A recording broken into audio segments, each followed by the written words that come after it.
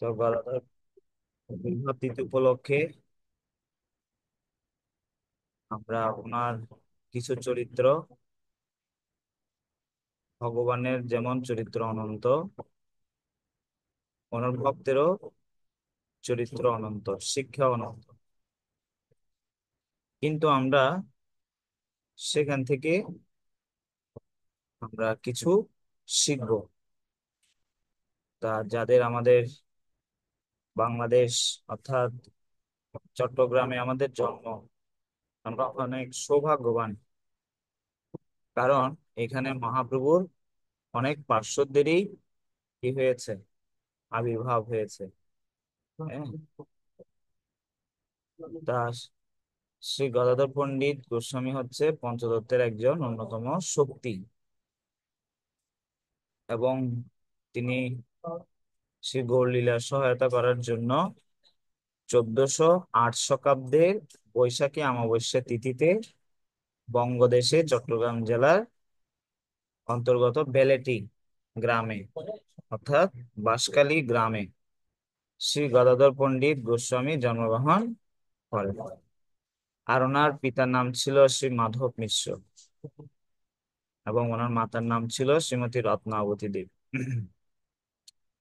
তো সে সম্বন্ধে প্রেম বিলাস গ্রন্থে বর্ণনা করা হচ্ছে, বৈশাখের কুহ দিনে অতি শুভক্ষণে প্রসবিলা রত্নাবতী পত্ন রতনে। অর্থাৎ শ্রী গদাধর পণ্ডিত গোস্বামী হচ্ছে কশ্যপ গোত্রীয় বরেন্দ্র শ্রেণীর ব্রাহ্মণ ছিল। আর উনি অল্প বয়সে নবদ্বীপে মাতুলালয়েতে চলে গিয়েছিলেন। হ্যাঁ, নবদ্বীপে। এবং শ্রীমান মহাপ্রভুর গৃহের নিকটেই শ্রী গদাধর পণ্ডিত বসবাস করতেন। আর ওনার চরিত্র ছিল এমন, বাল্যকাল থেকেই তিনি শ্রী গদাধর পণ্ডিত শ্রীকৃষ্ণের প্রতি গাঢ় অনুরাগী ছিল, ছোটবেলা থেকে। আর ছোটবেলা থেকে ছিল ধীর, শান্ত এবং নির্জনতা প্রিয়, এবং জাগতিক বিষয়ে একদম পরম বিরক্ত ছিল। এবং মহাপ্রভু গদাধরকে নিয়ে কখনো কখনো ক্রীড়াদি করতো, খেলাধুলা করতো। আর গ্রামের পাঠশালায় উভয়েই পড়ালেখা করতো।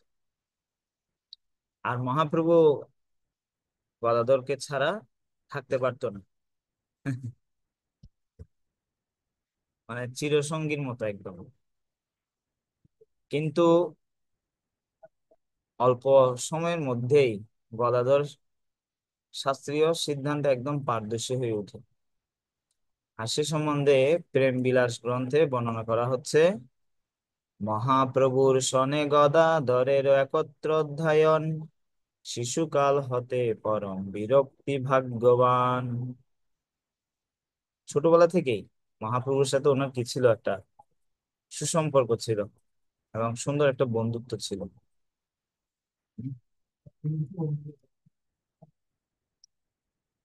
এবং শ্রী শ্রীমৎ জয়পতাকা স্বামী গুরু মহারাজের শ্রীমুখে আমরা একটা প্রবচনে শুনছিলাম। তা আমি চারটা গদাধর পণ্ডিতের জীবন থেকে শিক্ষা আলোচনা করব। চারটা লীলা কিংবা পাঁচটা, এবং পাঁচটা শিক্ষা আমরা আলোচনা করার প্রয়াস করব।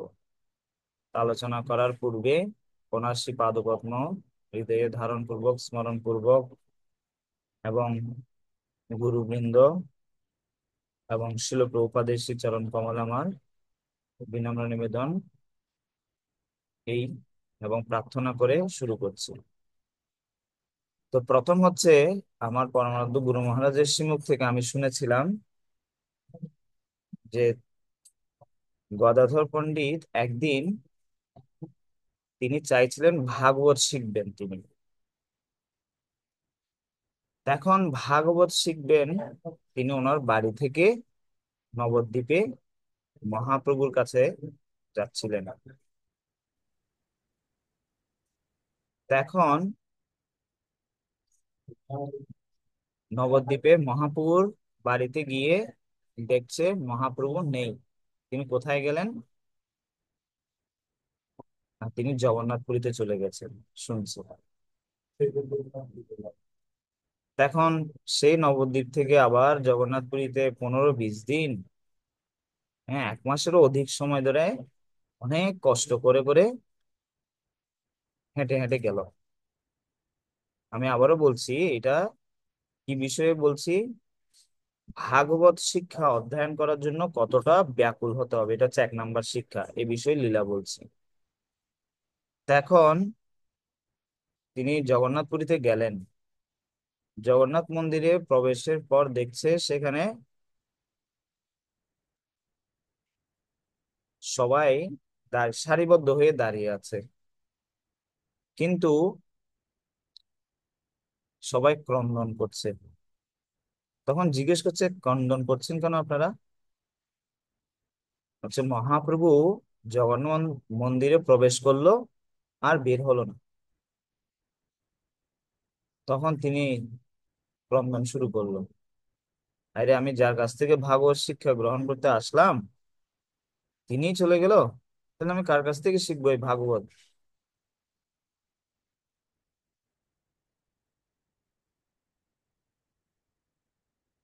দুঃখিত, এটা ওই গদাধর ছিলেন না, এটা হচ্ছে শ্রীনিবাস আচার্য ছিলেন। দুঃখিত। এখন শ্রীনিবাস আচার্য প্রথমে মহাপুরুর কাছে গেল, তারপর পেল না, এবং মহাপ্রভু না থাকাতে এবার বলল তুমি গদাধর গোস্বামীর কাছে যাও। তা এখন গদাধরের কাছে যখন গেল, তখন বলছে আমার যে ভাগবত আছে সে ভাগবত আমি অধ্যয়ন তো করতেই পারি না। কারণ হচ্ছে কি, ওই ভাগবত আমি পড়তে পারবো কোত্থেকে? আর আমি যখনই ভাগবত নেই, ওই চোখের অশ্রু জলের সব পৃষ্ঠাগুলো, শব্দগুলো মুছে গেছে প্রায়। আমি বুঝতে পারি, কিন্তু আমি যদি কাউকে শিখাতে হয় একটা নতুন ভাগবত লাগবে। এখন শ্রীনিবাস আচার্য কি করলেন, গদাধর পণ্ডিতের আদেশ অনুসারে তিনি নবদ্বীপে আসলেন। ভাগবত আবার লিখানি নতুন করে আবার নবদ্বীপ থেকে নিয়ে যেতে হবে। তো জগন্নাথপুরী থেকে নবদ্বীপে আসতে 1 মাসেরও অধিক সময় লাগে, আবার ভাগবত লিখতে 3-4 মাসেরও অধিক সময় লাগবে। এই সময় অতিক্রান্ত করতে করতে যখন তিনি আবার জগন্নাথপুরীতে এলো গদাধর পণ্ডিতের কাছে, তখন ওই ততদিনে গদাধর পণ্ডিত তিনি অগ্রগত হয়ে গেল। তখন শ্রীনিবাস আচার্য খুব দুঃখিত হলো। 1 নাম্বার মহাপুর কাছে গেল, তাও পেল না। 2 নাম্বার গেল গদাধর পণ্ডিতের কাছে, ওনাকেও হারালো। 3 নাম্বার তিনি এবার গদাধর পণ্ডিতকে না পেয়ে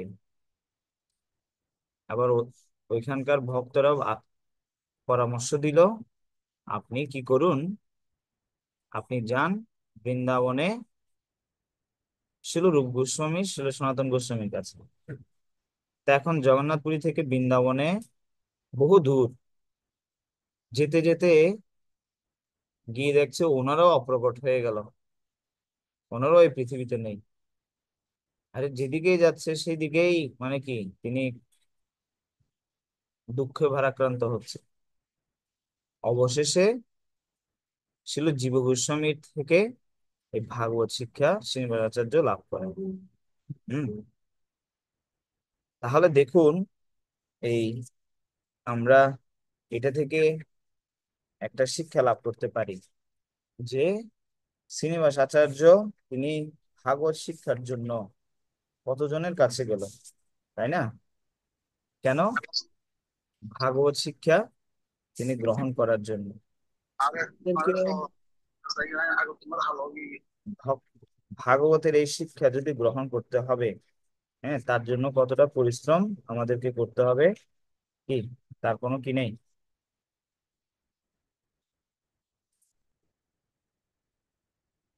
এটা হচ্ছে 1 নাম্বার। 2 নাম্বার হচ্ছে যে আমরা শুনেছি যে আচার্যদের নিকট ছিল সুবক স্বামী গুরু মহারাজ বলছেন। 2 নাম্বার এটা, যে শ্রীমান মহাপ্রভু তিনি হচ্ছে স্বয়ং ভগবান। ওনার কি কারো কাছ থেকে ভগবানের কথা, ভাগবতের কথা শোনার প্রয়োজন আছে? উত্তর হচ্ছে না। কিন্তু তথাপি পর্যন্ত উনি প্রতিদিন মহাপ্রভুর শেষ বয়সে, শেষ সময়ে এই পৃথিবীতে তিনি গম্ভীরাতে ছিলেন। জগন্নাথপুরীতে একটা স্থান আছে যেখানে মহাপ্রভু 18 বছর সময় ধরে অতিবাহিত করেছিলেন। সেখানে মহাপুর পাদুকা, কমণ্ডলু, অনেক কিছুই আছে এখন। হম। তো মহাপ্রভু সেই গম্ভীরা থেকে সে গদাধর পণ্ডিত থাকতেন টোটা গোপীনাথ নামক আরেকটা স্থানে। সেখানে গিয়ে প্রতিদিন ভাগবত কথা শুনতো। হ্যাঁ। ভাগবত কথা কেন শুনতো? এখন এটা হচ্ছে আমাদের আরেকটা শিক্ষা, যে শ্রবণ করার শিক্ষার বিষয়ে আগে আমরা শুনলাম, আর এখন আমরা শিখছি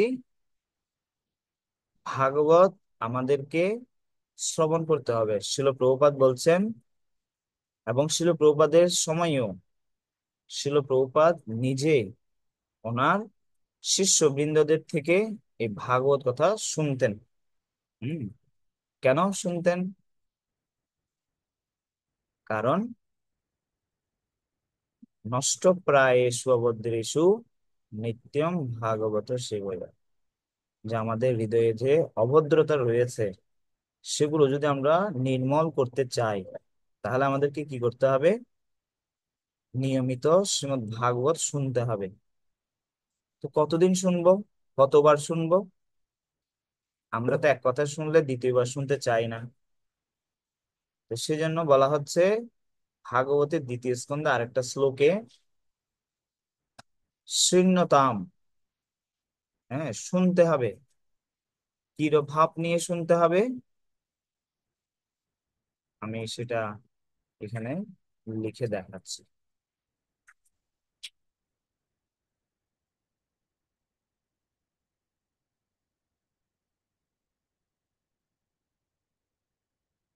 ভাগবত আমাদের যদি নিষ্ঠা করে শুনোই, তাহলে আমাদের কি লাভ হবে?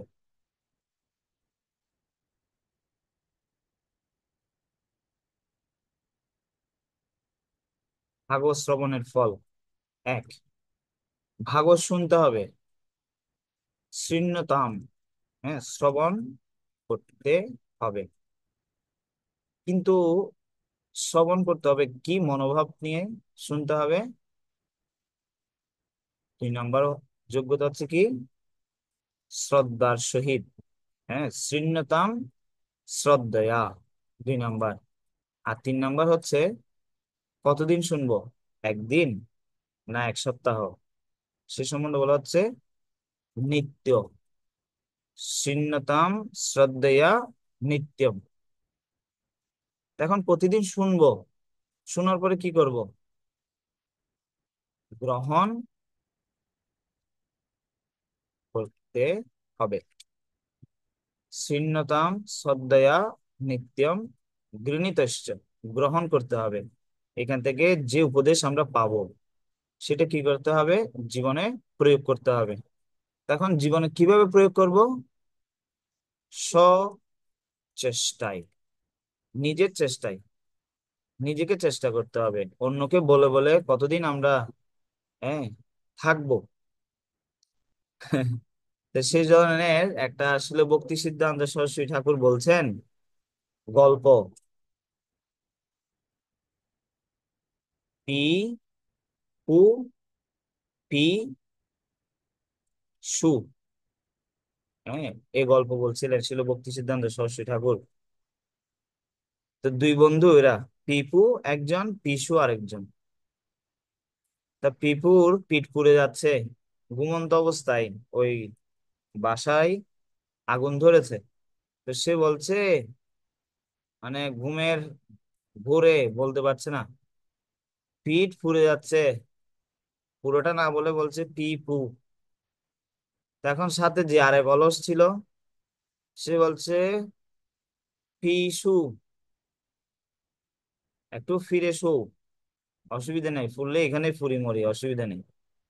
ওই দলে থাকলে জীবনও ভগবানকে লাভ করা যাবে না। হ্যাঁ, সে সম্বন্ধে এই ভাগবত এখানে আবার বলছে, সচেষ্টা দিয়ে আমাদেরকে ওই ভাগবতের কথাগুলো শুনতে হবে, গ্রহণ করতে হবে, শুধু শুনলে হবে না, এবার জীবনে এটা লাগাতে হবে। যদি কেউ এইভাবে সচেষ্টায় গ্রহণ করে তাহলে তার কি হবে, অধিক সময় লাগবে না। কিসের জন্য সময় লাগবে না? ভগবান তার হৃদয়ে প্রকাশিত হতে, শীঘ্রই ভগবান প্রকাশিত হবে। কোথায়? হৃদয়ে। যদি আমরা হৃদয়ে ভগবানকে প্রকাশ করতে চাই, তাহলে আমাদেরকে এই ভক্তি জীবন হৃদয় দিয়ে করতে হবে। এই কথা শ্রীমৎ রাধানাথ স্বামী গুরু মহারাজ বলছিলেন। শ্রীমৎ রাধানাথ স্বামী গুরু মহারাজ বলছেন, কেউ যদি হৃদয় পূর্বক ভক্তি জীবন পালন করবে, হৃদয় থেকে ভগবান তাকে সাহায্য করবে। কেন? ভগবান কোথায় থাকে? গীতায় কৃষ্ণ 15 অধ্যায়ে 15 নম্বর শ্লোকে বলছে, সর্বস্ব চাহম হৃদি সন্নিবিষ্ট। হুম? আর শ্রীমৎ ভাগবতের শুরুতে বলা হচ্ছে, তেনে ব্রহ্মা হৃদা আদি কবয়ে। ভগবান আমাদের হৃদয়ে আছে সেটা প্রমাণ করে দিয়েছে ব্রহ্মাজিকে জ্ঞান দেওয়ার মাধ্যমে। তা আমরা যদি হৃদয়পূর্বক ভক্তি ভাগবত কথা শুনি, তাহলে আমাদেরকেও কি করবে? ভগবান জ্ঞান দান করবে। তো এখন কথা হচ্ছে, এই আমরা এই ভাগবত শ্রবণ কতবার করব? প্রতিদিন করব। আর মহাপ্রভু একই বিষয়, শ্রীমদ্ ভাগবত, ভাগবত পাঠ গদাধরের বিষয় এটা। হ্যাঁ, গদাধর পণ্ডিত কি করতেন? মহাপ্রভুর সেবার পক্ষে মুখ্য বিষয় হচ্ছে শ্রীমদ্ ভাগবত পাঠ। আর শ্রী চৈতন্য ভাগবতে শ্রীমদ্ ভাগবত শ্রবণ করার বিষয় বলা হচ্ছে, প্রহ্লাদ চরিত্র আর ধ্রুবর চরিত্র শতাবৃত্তি করিয়া শুনেন সবাহিত, আর কার্যে প্রভুর নাহি কই অবসর, নাম গুণ বলেন শুনেন নিরন্তর। শ্রীমদ্ ভাগবতে কথিত প্রহ্লাদ চরিত্র আর ধ্রুব চরিত্র, এই ভক্তের মহিমা, হ্যাঁ, শ্রীমদ্ ভাগবতে যে বর্ণিত হয়েছে। প্রহ্লাদ কথা শুনতেন, ভক্তিতে আসলেও আমাদের প্রতিবন্ধকতা আসলেও ভগবত ভক্তিতে কিভাবে দৃঢ় থাকতে হয়, এটা শিক্ষা দেওয়ার জন্য শুনতে হবে আমাদেরকে। আর 2 নাম্বার হচ্ছে প্রহ্লাদ ধ্রুব চরিত্র। ধ্রুব চরিত্র কেন আমাদেরকে অধ্যয়ন করতে হবে? মহাপ্রভু শত শতবার শুনছেন। হম। না, ধ্রুব চরিত্র শোনার মাধ্যমে ভগবানকে পাওয়ার, ভগবানকে লাভের জন্য একটা যে দৃঢ়তা, ভগবানকে আমি চাই, এরকম যে একটা দৃঢ়তা, এটা লাভ করতে হলে আমাদেরকে কি করতে হবে? এই ধ্রুব চরিত্র অধ্যয়ন করতে হবে। হুম। তাহলে আমরা 2টা চরিত্র বললাম। প্রথম চরিত্র হচ্ছে ভাগবত শিক্ষার জন্য কিরকম ব্যাকুল হতে হবে। 2 নম্বর লীলা বললাম যে ভাগবত শ্রবণ করার বিষয়ে। এবার 3 নম্বর বিষয়, মহাপ্রভু জগন্নাথপুরীতে কি করেছেন? তিনি ছিলেন, এবং জগন্নাথপুরী থেকে তিনি সিদ্ধান্ত নিয়েছেন কোথায় যাবেন, এই বৃন্দাবনে যাবে। এখন গদাধর হচ্ছে মহাপ্রভুর অত্যন্ত প্রিয়, এবং মহাপ্রভুরও প্রিয় হচ্ছে গদাধর। তা এখন মহাপ্রভু ছেড়ে যে কোথায় বৃন্দাবনে চলে যাবে, তিনি বলছেন, মহাপ্রভু আমি আপনার সাথে যাব।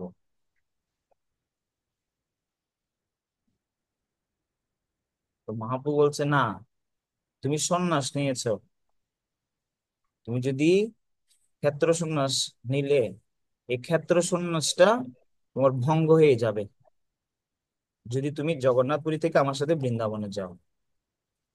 এটা হচ্ছে সংকল্প। ভজনে যদি আমরা উন্নতি করতে চাই, এটা হচ্ছে 3 নম্বর শিক্ষা। যদি আমরা ভজনে নিষ্ঠ হতে চাই, তাহলে আমাদেরকে দৃঢ় সংকল্প হতে হবে ভগবানকে যদি আমরা লাভ করতে চাই। তো এখন মহাপ্রভু বলছে, গদাধর, পণ্ডিত কহে যাহা, তুমি সেই নীলাচল, ক্ষেত্র শূন্য যাও, মোর যাও গো রসাতল। চৈতন্য চৈতামৃতে বলছে, মহাপ্রভু বলছে গদাধরকে, সেই গদাধরকে, তুমি যেখানে সেখানেই কি যেতে পারো না, তুমি সংকল্প করেছো, ক্ষেত্র সন্ন্যাস নিয়েছো, তা তোমার এখানে থাকা উচিত। তা এখন গদাধর পণ্ডিত বলছে, আমার ক্ষেত্র সন্ন্যাস রসাতলে যাক, আমি সেটা চাই না, আমি আপনার সাথে চাই, আপনার সাথে যেতে চাই। তো মাহা বলছে, না গদাধর, তুমি এটা করতে পারো না, তুমি এখানে গোপীনাথের সেবা করো। হ্যাঁ, তুমি পূর্বতেই গোপীনাথের সেবা করছো, ও টোটা গোপীনাথ বিগ্রহের সেবা করছো গদাধর পণ্ডিত। হ্যাঁ, তখন মহাপুর কথা শুনে গদাধর বলছে, পণ্ডিত কহে সব, দোষ আমার উপর, তোমার সঙ্গে না যাইব, যাব একেশ্বর। আই দেখিতে যাব আমি, না যাব তোমা লাগি, প্রতিজ্ঞা সেবা ত্যাগ দোষ তার আমি ভাগী। এখন মহাপু বলছে, তুমি আমার সাথে গেলে আমার অপরাধ হবে, তুমি প্রতিজ্ঞা ভঙ্গ করলে। মহাপুর উত্তরে বলছে, আমি আপনার সাথে যাব না, আমি আলাদা হয়ে যাব, দোষ হলে এটা আমার হবে। হ্যাঁ, অনেক সময় এরকম ভক্ত জেদ ধরে, এটা করব এটা করব, এই ধরনের জেদ ধরে। কিন্তু এইভাবে জেদ ধরাটা কতটা প্রাসঙ্গিক, এটা আমরা এখান থেকে শিখবো। এই প্রসঙ্গে কৃষ্ণদাস কবিরাজ গোস্বামী বলছেন, পণ্ডিতের গৌরাঙ্গ প্রেম বুঝানো না যায়, প্রতিজ্ঞা শ্রীকৃষ্ণ সেবা ছাড়িল তৃণ পাই। হ্যাঁ, তৃণ যেভাবে মনে কোনো কষ্ট হয় না ত্যাগ করলে, আর সেরূপ ক্ষেত্র সন্ন্যাস ত্যাগে, গোপীনাথের সেবা ত্যাগে গদাধর কোনো কষ্ট হয় না। হ্যাঁ, কষ্ট না হবার কারণেই, হ্যাঁ তো কি, কেন, কারণটা কি, এটা আমি আরেকটা লীলা বলবো, এটা সম্বন্ধে আরেকটা লীলা এটা সম্বন্ধে আছে। তো এখন গদাধর বলছে, আমি যাবই যাব। তা মহাপ্রভু বলছে, না তুমি যেতে পারো না। কেন? কারণ তুমি প্রতিজ্ঞা করেছো।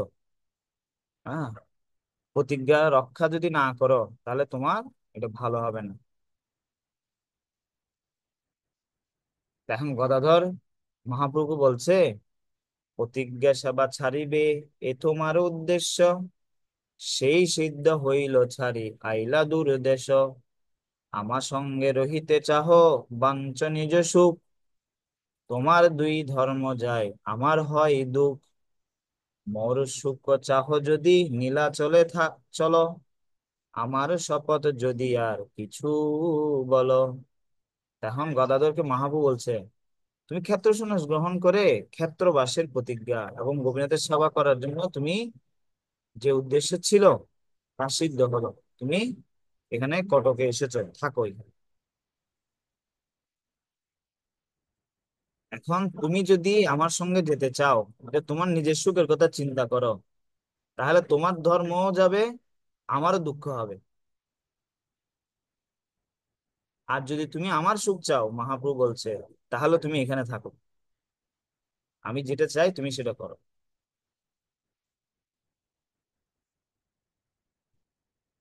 তো এখন মহাপ্রভু জীবকে শ্রীকৃষ্ণ ভজন শিক্ষা দেওয়ার জন্য, জীবের ভজনের আদর্শ স্থাপন করা, তিনি নিজে ভজন করেছেন।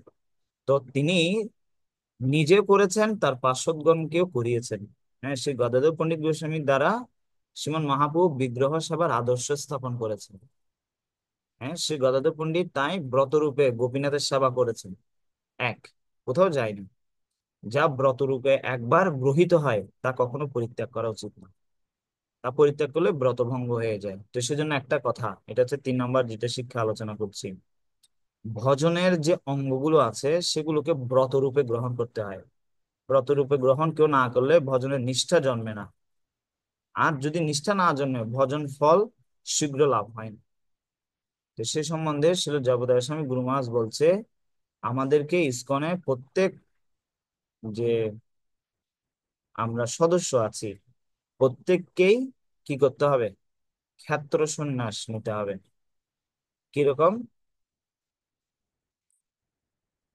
অর্থাৎ আমি কখনো ইসকন ছেড়ে যাব না, এই ধরনের একটা প্রতিজ্ঞা আমাকে করতে হবে। শিল ভক্তিচার্য স্বামী গুরু মহারাজ সে কথা উনি প্রায় সময় বলতেন, তুমি কখনো ইসকন ছেড়ে যেও না। দীক্ষার সময় তিনি জিজ্ঞেস করতেন। তো সেই এই উদ্ধৃতিটা শ্রীমৎ জগদার স্বামী গুরু মহারাজের প্রবচনে তিনি বলছেন 4 ফেব্রুয়ারি বিবৃতিতে।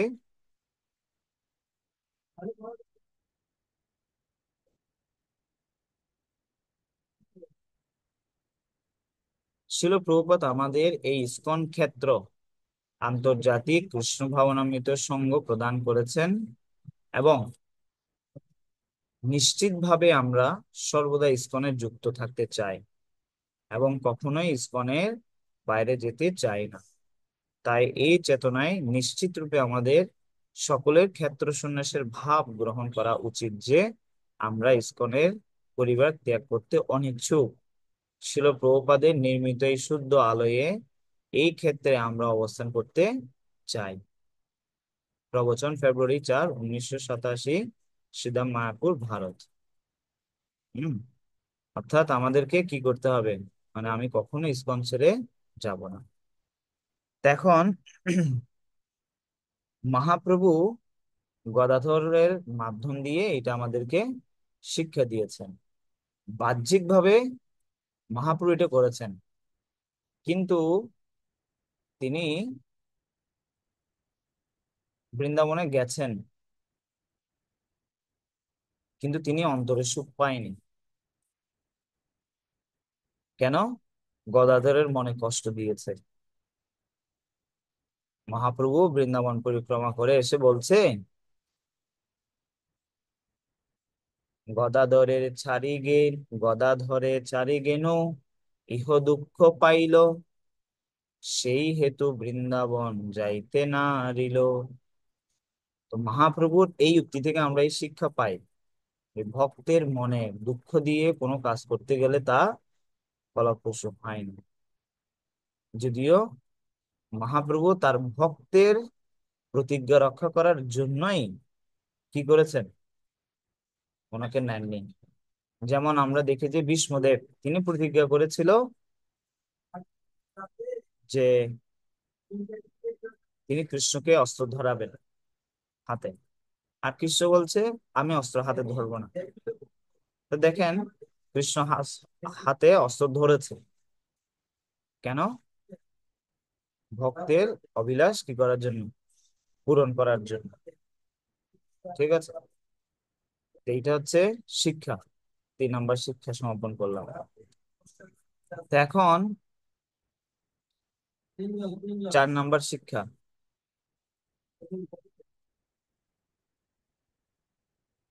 4 নম্বর শিক্ষা হচ্ছে মহাপ্রভু একদিন গদাধরের সাথে ছিল এবং মহাপ্রভু একসময় বুক চাপড়াচ্ছে। হ্যাঁ, কৃষ্ণ কোথায়, কৃষ্ণ কোথায়, কৃষ্ণ কোথায়, এভাবে করে বুক চাপড়াচ্ছে।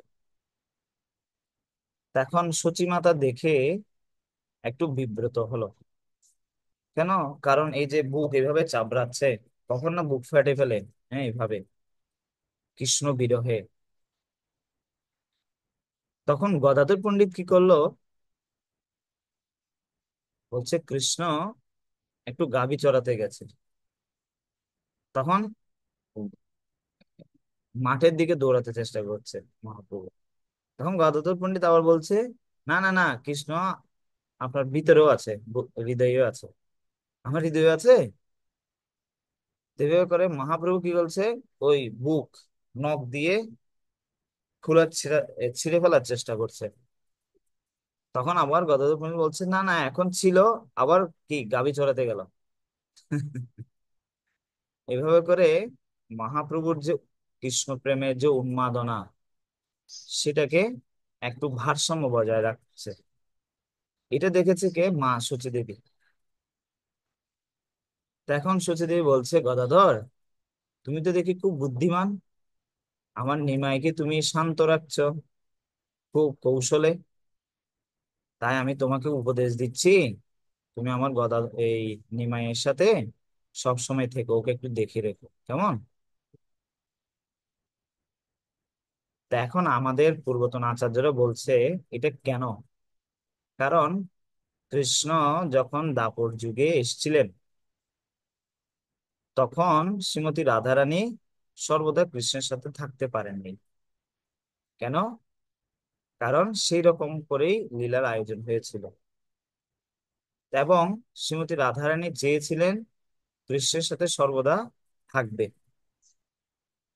তা এখন তো ভগবানের একটা আয়োজনে কি হলো এখানে, তো গদাধর কার প্রকাশ?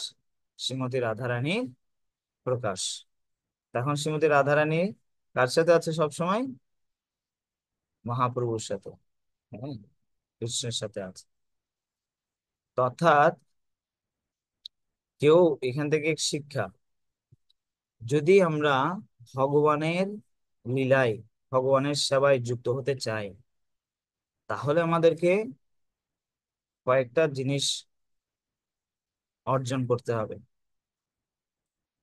এক নাম্বার হচ্ছে ভগবানের সেবায় তৎপর হতে হবে, ভগবানের সেবায় অত্যন্ত ব্যাকুল হতে হবে। যেমন বলা হচ্ছে, তো গদাধর পণ্ডিত মহাপ্রভু একটু সেবা করার একটু সুযোগ হয়েছিল, সেজন্য মাতা সচী দেবী কি করলেন, একদম নিত্যভাবে থাকতে বললেন। আর দুই নাম্বার যোগ্যতা হচ্ছে একটু বুদ্ধিমান হতে হবে ভগবানের সেবা করতে হলে, হ্যাঁ, বুদ্ধিমত্তার সাথে সুচারুরূপে। তত্রাতি দাক্ষা দতি বল্লভস্য, গুরুদেবের বন্দনা করে আমরা গাই। তো গুরুদেব অত্যন্ত দক্ষ, বুদ্ধিমান, ভগবানের সেবা কি করে করতে হয়। তা আমরা যে দীক্ষা নিব, দীক্ষার উদ্দেশ্য কি? গুরু পরম্পরার সাথে যুক্ত হয়ে আমরা ভগবানের সেবা করার জন্যই তো আমরা এই দীক্ষা গ্রহণের জন্য চেষ্টা করছি। এখন এখান থেকে আমরা সেই শিক্ষাটা লাভ করছি যে, যদি আমরা কৃষ্ণের নিত্যলীলায় অংশগ্রহণ করতে চাই, তাহলে আমাদেরকে কি করতে হবে? না, বুদ্ধিমান হতে হবে এবং ভগবানের সেবায় এই আগ্রহী হতে হবে সেবা করার জন্য। ঠিক আছে?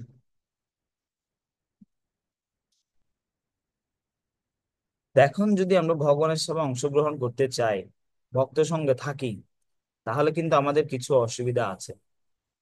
কি অসুবিধা? ভক্ত সঙ্গে থাকতে গেলে অপরাধ হওয়ার অসুবিধা আছে।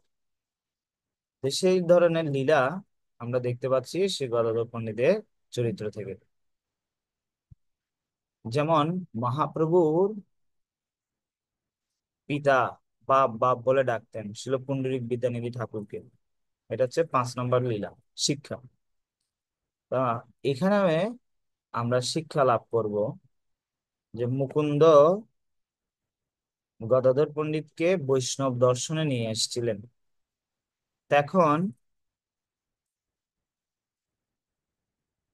গদাধর পণ্ডিত যখন শ্রী পুণ্ডরীক বিদ্যানিধি ঠাকুরকে দেখছেন, তখন তিনি দেখছেন যে ও তো প্রায় বিষয়ই, আভিজাত্যপূর্ণ চালন চলন সব, দামি কাপড়, তারপর পশনের কাপড়, তৈল, লম্বা চুল, পান খাচ্ছে, ইত্যাদি ইত্যাদি, অনেক কিছু। তখন ওনার মনে বিচার আসলো, এটা কি ধরনের বৈষ্ণব?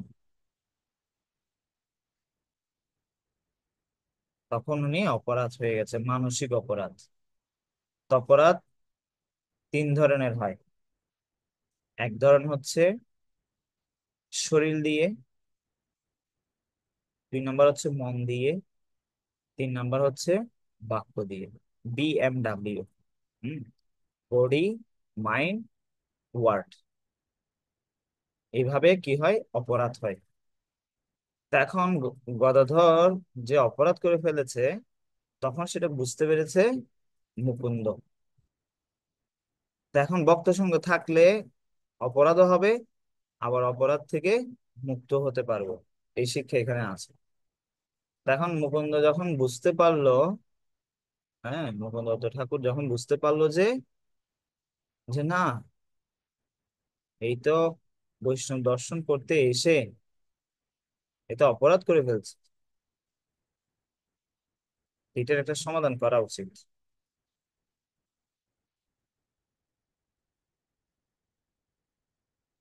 তখন মহাপ্রভু এই যে প্রিয় পার্ষদ বৃন্দদের অন্যতম পুণ্ডরীক বিদ্যানিধির মহানতা প্রকাশ করার জন্য মুকুন্দ দত্ত ঠাকুর একটা শ্লোক বলল, ভাগবতের, হ্যাঁ, 3য় স্কন্ধের একটা শ্লোক বলল।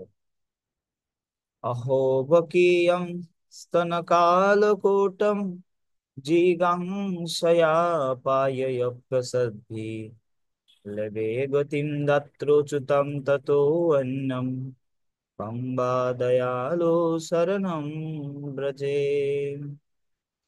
তিনি বলছেন, অহো বকি, যে পুতনা রাক্ষসী কালকূট বিষ স্তনে মেখে এসেছিল কৃষ্ণকে কি করার জন্য, হত্যা করার জন্য। হ্যাঁ, কিন্তু কৃষ্ণ কি ভক্ত বৎসল, ধাত্রুচ্যুতাম, তিনি ধাত্রী মায়ের পথ ওনাকে দান করেছে। কং বা দয়ালু, এই ধরনের দয়ালু ভগবান আর কে আছে, শরণম ব্রজে, যার আমি শরণ নিব। তো এখান থেকে শ্রবণ করার সাথে সাথে তিনি, শিল পণ্ডিত বিদ্যানী ঠাকুর তৎক্ষণাৎ সেই লাফ মেরে ঝম্প মেরে ওইখান থেকে পড়ে গেছে কৃষ্ণ প্রেমে, এই শ্লোকটা শোনার সাথে সাথে। হ্যাঁ, তো এটা দেখে শিল গদাধর পণ্ডিত বুঝতে পারলো যে ইনি সাধারণ কোনো ব্যক্তি নয়। এখান থেকে আমরা আরেকটা শিক্ষা পাচ্ছি, বৈষ্ণব চিনিতে নারে দেবেরও শকতি। এক, বৈষ্ণবকে দেবতারও চিনতে পারে না। এক, দুই হচ্ছে বৈষ্ণবেরও ক্রিয়া মুদ্রা বিজ্ঞে না বুঝাই।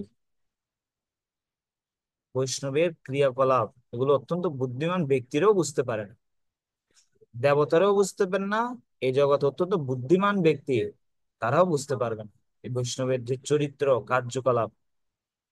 হম তা এই দুইটা শিক্ষা। তা এখন যখন শ্রী গদাধর পণ্ডিত যখন বুঝতে পারলো যিনি মহান ভক্ত, তৎক্ষণাৎ তিনি কি করলেন, ওনার কাছ থেকে দীক্ষা নেবেন বলে মনস্থির করেছে। কেন?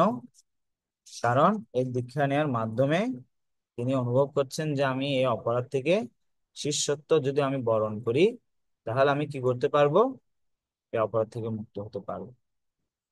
ঠিক আছে, তাহলে আমরা শিখলাম 5টা লীলা শিক্ষা। শেষ একটা শিক্ষা আমরা বলবো, শেষ করব। তা সে গদাধর পণ্ডিত গোস্বামী একসময় গীতাশাস্ত্র লিখনে নিযুক্ত হয়েছিল। আর সে গীতাশাস্ত্র লেখার সময়ে মহাপ্রভু গদাধর পণ্ডিতের নিকট আসলো। আর এই গদাধর পণ্ডিতের নিকট এই যে লিখন খুব মনোযোগ দিয়ে জিজ্ঞাসা করলেন, ও পণ্ডিত, কি গ্রন্থ লিখায় ব্যস্ত আছো? এখন গদাধর পণ্ডিত বলছে অত্যন্ত বিনীত ভাবে, প্রভু আমি সে গীতা লিখার চেষ্টা করছি।